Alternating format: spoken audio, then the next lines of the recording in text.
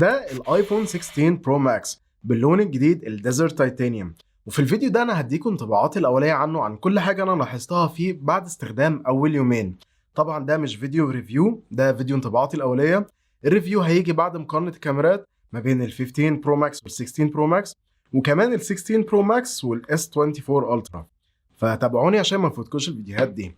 وطبعا في نفس الوقت انا احب ان انتوا تكتبوا لي تحت ايه الحاجات اللي انتوا محتاجين ان انا اركز عليها عشان فيديو المراجعه.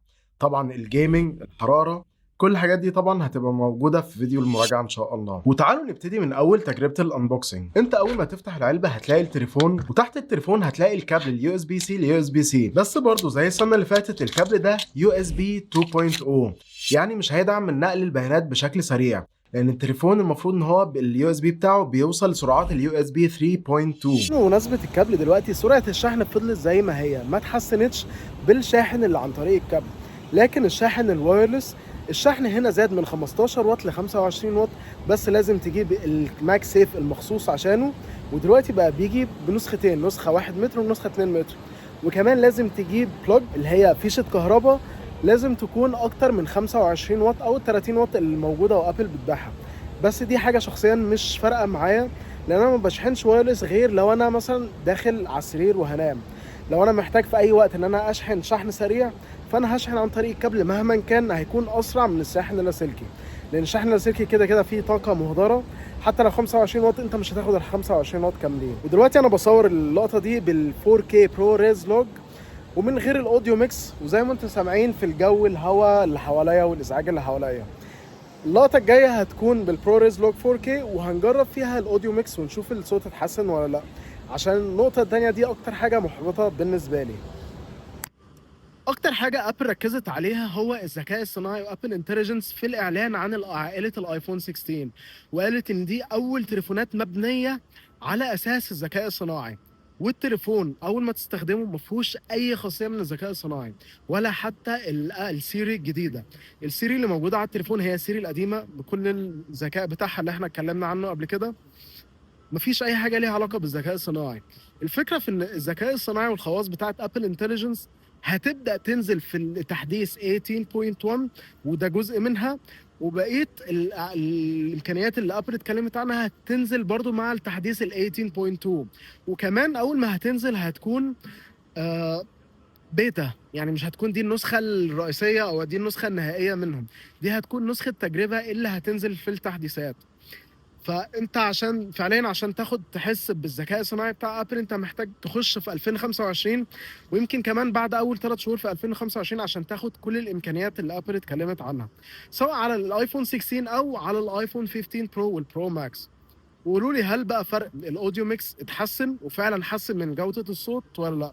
اكتبوا لي تحت في التعليقات عشان انا ما جربتش، وده هيكون الاختبار. وتحت الكابل ده هتلاقي ورق، بدل الشكل المربع بتاع كل سنه دلوقتي بقى جاي بشكل بيضاوي، والاول مره ما بقاش فيه الابل ستيكر جوه علبه التليفون. وده ال 16 برو ماكس باللون الديزرت تيتانيوم. واللون هنا صراحه انا كنت متردد وما كنتش عارف اذا كان هيعجبني ولا لا، لان انا كنت خايف ان هو يبقى اللون الذهبي زي بتاع ال 12 برو ماكس اللي كان بيلمع وكان شكله غريب وبيبصم. لكن مع الفريم التيتانيوم فاللون هنا هو مطفي بشكل كبير، كانه نفس لون الرمل بس على معدن. والظهر بتاعه هنا برضه مطفي واللون هادي فيه، هو مش بينك ومش ذهبي. ولو جينا قارنه بينه وبين ال 15 برو ماكس في الحجم، فهتلاقي ان هو في الطول اكبر بشويه وفي العرض اكبر حاجه بسيطه، يعني ممكن ما تاخدش بالك منها. وبالنسبه للجزء بتاع الكاميرات فالاتنين تقريبا نفس الحجم، والفرق بينهم في الكاميرات ان الالترا وايد دلوقتي بدل 12 ميجا بكسل بقت 48 ميجا بكسل. وهنا فيها الجيل الثاني من الكاميرا الرئيسيه ال 48 ميجا بكسل اللي ابل بتسميها الفيوجن كاميرا. ولو قارنها بينهم في الحواف بتاعه الشاشه فهتلاحظوا ان الايفون 16 برو ماكس الحواف بقت ارفع وبقت ملحوظه بشكل اقل بكتير من الاول. يعني ال 15 الحواف بتاعته كانت ارفع من ال 14، وعشان كده بقى نفس الحجم الشاشه بس اصغر شويه. لكن دلوقتي التليفون بقى اكبر بحواف اقل، وعشان كده الحجم بتاع الشاشه بقى 6.9 انش. ولو لاحظتوا هنا هتلاقوا في فرق كبير ما بين الحواف بين ال 16 برو ماكس وال 14 برو ماكس. ودلوقتي التليفون بقى يقدر ينافس التليفونات بتاعه اندرويد من حيث الحواف الرفيعه. وزي ما هتشوفوا تقريبا نفس الحواف، يمكن ارفع حاجه بسيطه ما بينه وبين الاس 24 الترا. والتليفون هنا بقى برضو بنفس الحجم بتاع الاس 24 الترا، نفس الطول بالظبط، العرض فيه فرق حاجه بسيطه. وطبعا الفرق الكبير ما بينهم ان الايفون الزوايا بتاعته مدوره، على عكس الاس 24 الترا الزوايا بتاعته مربعه، فعشان كده ممكن تحس ان الاس 24 الترا اكبر، لكن الاثنين نفس الحجم بالظبط. ونيجي بقى لاكتر حاجه عليها هايب واكتر حاجه الناس بتتكلم عنها، وهو الكاميرا كنترول اللي ابل بترفض بشكل كبير انها تطلق عليه لقب زرار. وخليني اوضح حاجه، الكاميرا كنترول ده هو زرار فعلا وبيتداس عليه، مش بريشر سنسيتيف، لا هو زرار وفيه تكه وبيتداس عليها. وطبعا المفروض ان هيجي عليه خاصيه ان انت تدوس نص ضغط عشان يعمل فوكس، لكن الخاصيه دي مش موجوده دلوقتي على التليفون، والمفروض انها هتيجي في تحديث سوفت وير بعد كده. دلوقتي اول ما هتدوس على الكاميرا كنترول هيفتح لك تطبيق الكاميرا، ومن زرار الكاميرا كنترول لو دوست عليها هتصور صوره، ولو دوست وفضلت دايس هيبدا يصور فيديو.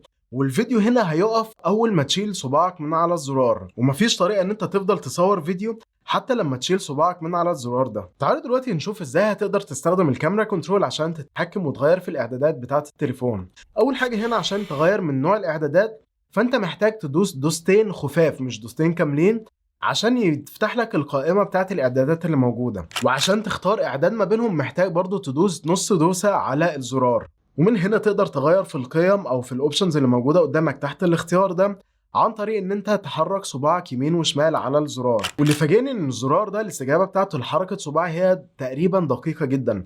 انا كنت متوقع انها هتفلت او هتبقى اسرع من حركه صباعي او ابطا من حركه صباعي، لكن انا شايف ان النسبه وتناسب الاتنين مطابقين مع بعض. والاختيارات اللي موجوده هنا ان انت تغير في الاكسبوجر، يعني تفتح او تغمق الصوره اللي قدامك، الدبث ودي بتستخدمها لما تيجي تصور بورتري، عندك الزوم، وهنا في الزوم تقدر تتحكم في نسبة الزوم من أول النص الألترا وايد لحد 25 الديجيتال زوم. لكن لو انت مش عايز النسب الزوم اللي ما بين كل كاميرا وكاميرا فتقدر تختار الأوبشن اللي بعده هو الكاميرا، وده اللي بيغير لك بس ما بين الكاميرات الرئيسية بتاعتك، الألترا وايد والمين كاميرا اللي هي ال1 وال2 اوبتيكال زوم اللي موجودة في المين كاميرا وال5 اوبتيكال زوم بتاعت التليفوتو.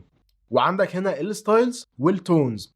وهنا الفوتوغرافيك ستايلز مش جديدة على التليفون، لان موجودة الفوتوغرافيك ستايلز من تقريبا الايفون 13 برو ماكس اعتقد، لكن اللي موجودة هنا انا شايفها عملية واحلى واحسن بكتير من النوع القديم اللي كان موجود.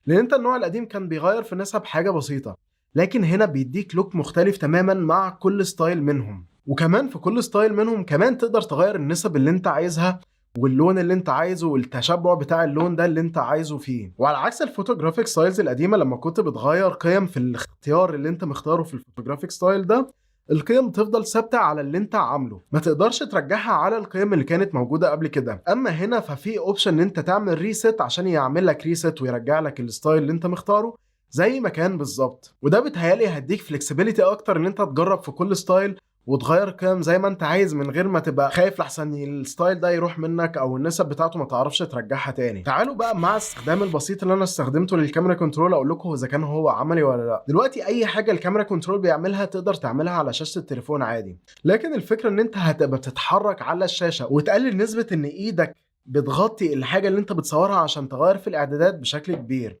زيه زي الكاميرا، عندك الكاميرا هنا على الشاشه تقدر تغير كل الاعدادات اللي انت عايزها، لكن هتبقى بتدوس على الشاشة ومش شايف اللي انت بتعمله ده، او محتاج تشيل ايدك عشان تشوف التغير ده كويس او مناسب ولا لا. وزيه زي الكاميرا هنا عندك الزراير هنا عشان تغير اعدادات سريعة مع السلايدر اللي فوق ده عشان تغير النسب في الاختيار اللي انت مختاره. فهي نفس الفكرة بالظبط. الحاجة بتاعت الكاميرا كنترول انت مش محتاجها، ومن غير الكاميرا كنترول عادي هتستخدم التليفون عادي بامكانياته عادي، لكن الفكرة هنا ان انت تغير في النسب وتتحكم في الاعدادات دي من مكان واحد، مش محتاج ان انت تحرك صباعك ومحتاج ان انت تحرك ايدك كتير. فهل هي عملية؟ هي تكون عملية للناس اللي هي هتبقى بتحب او بتغير في الاعدادات كتير، لكن لو انت بتفتح الكاميرا وبتصور، الكاميرا كنترول ده مش هيفرق معاك في حاجة غير ان هو يفتح لك الكاميرا ويصور لك الصورة. وكمان انا شايف ان المكان بتاعه على التليفون هو كويس، لكن مش احسن حاجة او اريح حاجة. محتاج ان انا ابقى قاصد ان انا اروح ادوس عليه او احرك عليه، ويمكن تكون دي حاجة مقصودة. يعني انا لو ماسك التليفون كده صباعي قبل الكاميرا كنترول بالظبط، انا عشان اوصل للكاميرا كنترول محتاج الف صباعي او امد صباعي قدام كده شويه. ومن هنا الموضوع ان هو مش مريح، لكن هو مش برضو في المكان اللي انا صباعي مرتاح عليه، وبالتالي هو موجود في المكان ده برضو عشان سهولة ان انت تقدر توصل له لو انت بتصور فيرتيكال بالطول، لان هنا المكان مناسب جدا ان انت توصل للكاميرا كنترول. لكن لو كان تحت شوية الموضوع كان هيبقى صعب جدا ان انت تتحكم فيه او توصل له. فانا شايف ان هو الموضوع مناسب عشان يبقى يلائم جميع الاوضاع اللي انت هتصور فيها سواء كان فيرتيكال او هوريزونتال. وعارفين المكان بتاعه مناسب لايه كمان؟ ان يكون عليه فينجر برينت سكانر، لان ده المكان اللي صباعي اصلا بيبقى مريح عليه وانا ماسك التليفون وبستخدمه، فهيكون مناسب جدا لو في فينجر برينت ايدي عليه. بس تفتكروا ابل ممكن ترجع فعلا الفينجر برينت على الكاميرا كنترول سواء في 17 18 19؟ انا بصراحه اتمنى، لكن مش عارف، لان هم عشان يعملوا فينجر برينت سكانر هنا محتاجين ان يكون الجرابات بتاعتهم يكون فيها الفتحه مكان الزرار ده، مش هينفع يكون تقراه من فوق الكفر. وده اللي فاجئني كمان في الكفرات بتاعتهم، ان الكفرات عليها الجزء ده بتاع الكاميرا كنترول تقدر تتحكم فيه وبيقرا صباعك وحركه صباعك بالظبط، مفيش اي تاخير، مفيش اي لاج، ومفيش اي قرايات غلط. وبمناسبه الكفرات خليني اقول لكم على اكتر حاجه استغربتها وكانت مفاجاه بالنسبه لي، ان ابل تنزل كفر من شركه بيتس. شركه بيتس اللي ابل استحوذت عليها في 2014، يعني من 10 سنين، لاول مره تنزل كفرات للتليفون. والكفر بصراحه عجبني جدا، هو مش هارد كيس زي ما كنت متخيل، هو اطرى شويه من الهارد كيس لكن بيحمي التليفون.